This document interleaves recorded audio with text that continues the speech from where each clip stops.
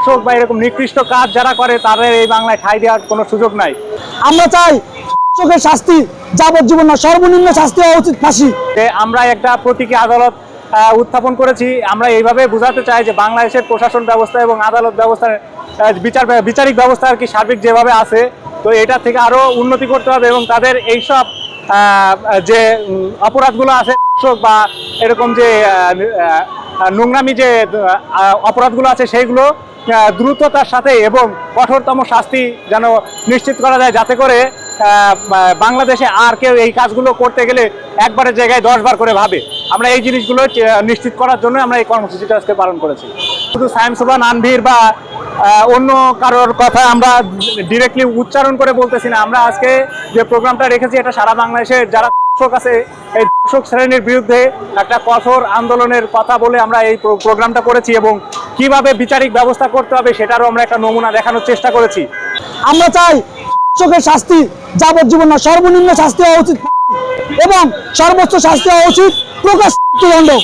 এই সিস্টেমে যদি বিচারিক কার্যক্রম হওয়া সম্ভব না হয়, একটু মডিফাই করলে আমার মনে হয় সম্ভব হয়।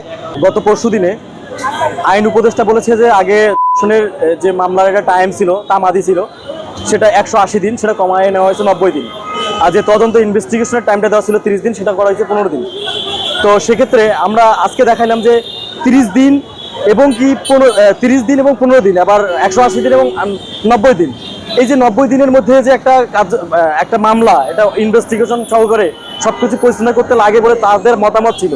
কিন্তু 180 দিন তো দূরের কথা, এরকম 2016 সাল থেকে শুরু করে এখন পর্যন্ত 2025 সাল পর্যন্ত এরকম অনেক ধর্ষণ মামলা আছে, যে মামলাগুলো যারা মূল আসামি তাদেরকে গ্রেপ্তার করেও তাদেরকে ছেড়ে দেওয়া হয়েছে, তাদেরকে উপযুক্ত শাস্তি দেওয়া হয়নি। এই উপযুক্ত শাস্তি না দেওয়ার কারণে এখন পর্যন্ত যারা ধর্ষণ করতেছে তারা একটা মানে বুঝতে পারতেছে যে কোনো শাস্তি হয় না, তো আমরা ধর্ষণ করেই যাই। তো এইটাকে দমানোর জন্য আমরা প্রতীকীভাবে একটা আদালত করেছি, যে আদালতের প্রেক্ষিতে আপনারা দেখতে পেলেন যে যারা এরকম ধর্ষণ করবে তাদেরকে এইভাবে আমরা শাস্তির আওতায় যদি সরকার নিয়ে আসতে পারে, জনসম্মুখে যদি এরকম পাথর নিক্ষেপ করে মৃত্যুদণ্ডে উন্নীত করতে পারে, ইসলামিক আইন কায়েম করতে পারে, তাহলে বাংলাদেশের ধর্ষণ আর থাকবে না। যখন এরকম একটা সিচুয়েশন বাংলাদেশ তৈরি হবে, মানুষের মধ্যে একটা ভয় কাজ করবে যে আমি যখন এটা ধর্ষণ করতে যাব আমি চিন্তা করবো যে আমি ধর্ষণ করলে আমার এরকম একটা শাস্তি হতে পারে।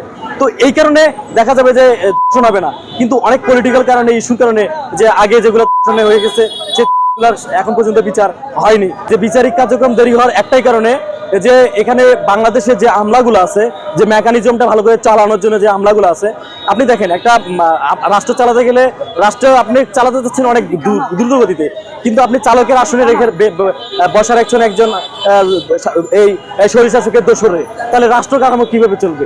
এই জন্য এই যে সরকারি যে আমলাগুলো আছে, আস্থাভাজন শেখ হাসিনা আস্থাভাজন যারা ছিল, তাদেরকে যদি ঠিকভাবে অপসারণ করা না হয়, তাদেরকে যদি ওএসডি করা না হয়, তাহলে এরকম দুর্ঘটনা, এরকম ঘটনা প্রতিনিয়ত চলতেই থাকবে।